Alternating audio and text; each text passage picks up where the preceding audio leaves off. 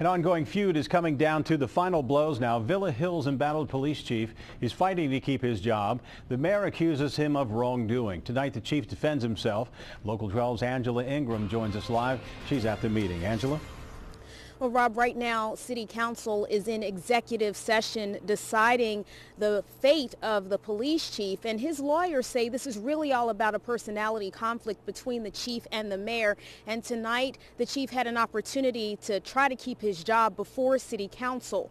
Early this evening, supporters stood outside with signs and shirts in favor of keeping the police chief. They are also trying to help him with his legal expenses. Mayor Mike Martin accuses the chief of wrongdoing and also insubordination. The mayor says the chief kept poor and inaccurate records and that those poor records led to one police officer accruing more than 1,000 hours of overtime.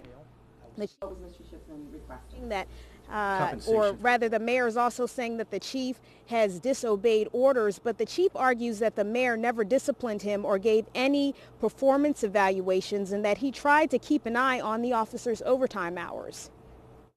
What was Mr. Shipman requesting? Compensation for his overtime hours. What did you do upon receipt of the memorandum, Mr. Shipman? I went to the computer system as far as what I was able to access for the hours, and then I signed off and turned it over to the mayor's office. We have set up an account at the Bank of Kentucky for donations to help defray his legal fees, which is the Bank of Kentucky in Crescent Springs, although donations can be made in his name at any Bank of Kentucky. We've actually had support from other cities before. They donated to our sign program. We expect that people from around the Cincinnati area will donate to help the chief out this time as well. And just to give a little bit of a history, there is a bit of friction that has existed between the mayor and the chief for quite some time. And again, that is what the chief's lawyers are saying is the whole reason why we're going through this process.